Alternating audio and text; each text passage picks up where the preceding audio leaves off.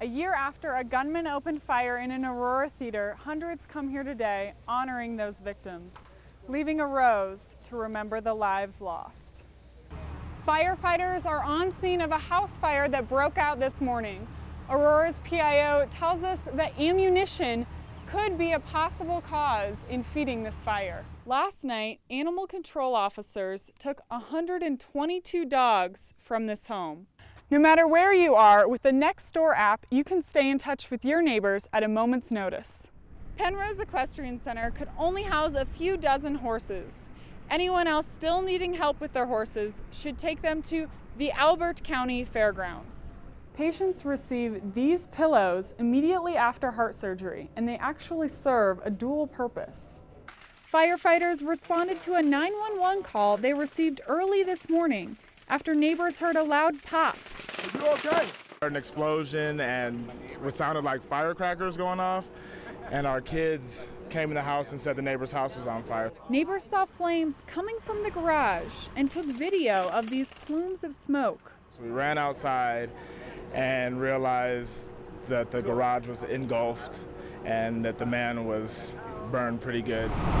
Firefighters are on scene of a house fire that broke out this morning. Aurora's PIO tells us that ammunition could be a possible cause in feeding this fire. We have confirmed that there was ammunition in both the garage and the basement, and the cause of the fire at this time is under investigation. As you can see, there's not much left standing in this garage. The blaze that quickly consumed this garage left scorched walls and debris behind. Captain Diane Lord gives us more details on why this fire turned so violent. There's always a potential when there's explosives and fire to be more dangerous. Fortunately, the crews did a very good job of putting the fire out quickly. Crews are beginning to enter the house to assess the damage from this fire. In Aurora, Meg Dudenhofer, CBS 4 News.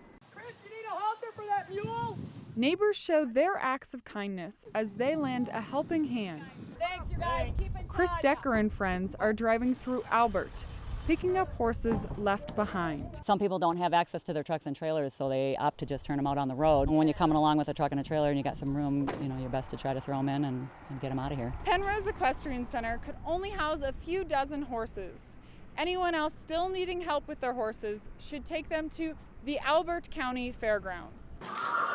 There are many individuals that are down in southern Albert County that are looking to evacuate their horses just because the air quality down there is starting to get bad. Mostly in Black Forest areas. Jessica Logan is one evacuee who has already made it to the fairgrounds. It was really stressful watching the smoke billow up and not quite knowing what to do, and knowing that I just had to make sure the animals were taken care of. Logan is taking care of her clients' horses and is grateful she has a safe place to bring them.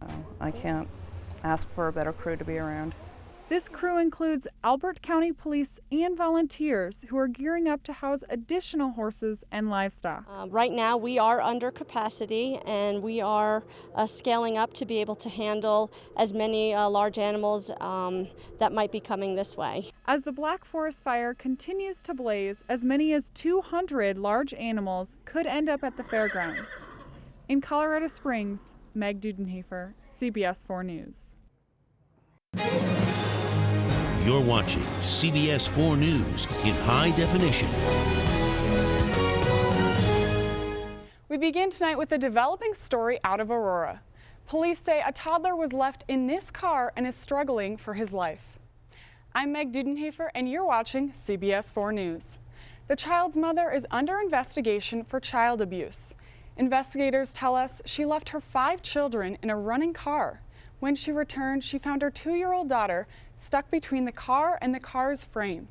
CBS 4's Stan Bush tells us how the child is doing and what police say about the incident.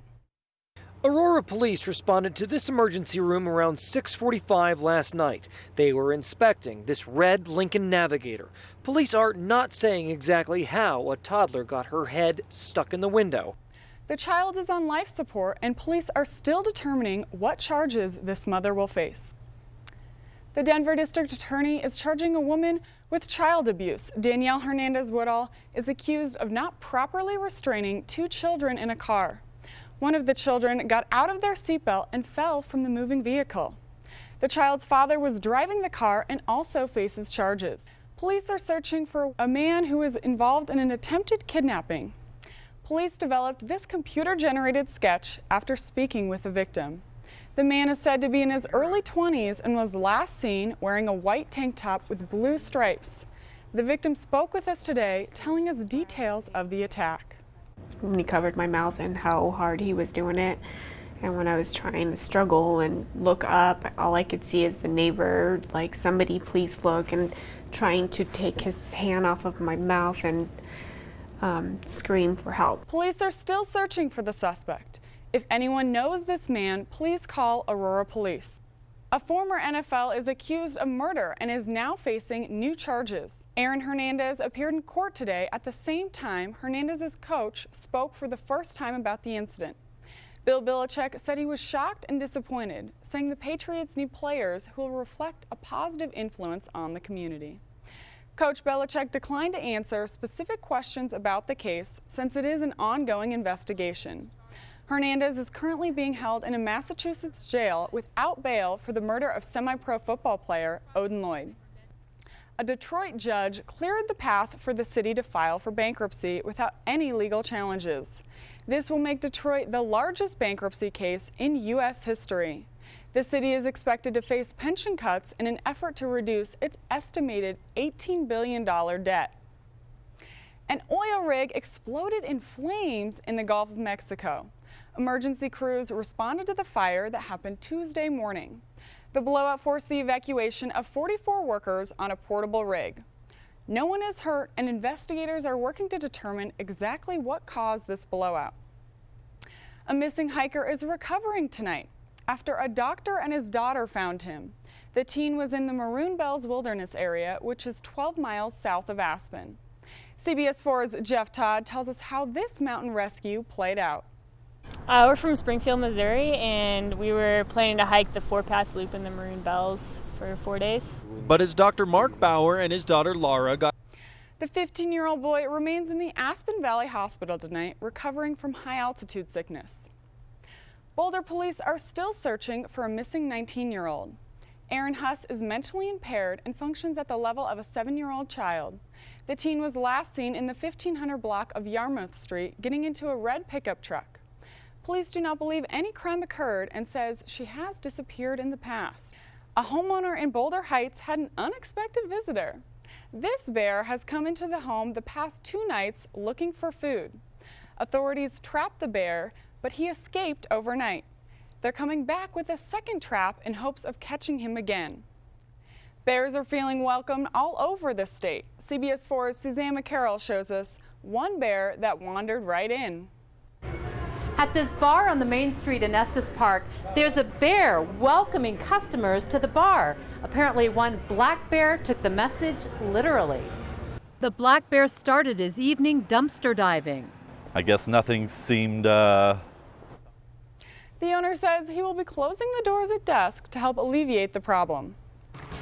Coming up, find out what William and Kate decided to name the newest heir to the royal throne. Runners have a new way to get a leg up on the competition. Next on Colorado's News Channel, find out about the newest exercise technology. And every parent worries about their teen drivers. Now, Ford has a new way you can keep a closer eye on your kids. We'll show you after the break.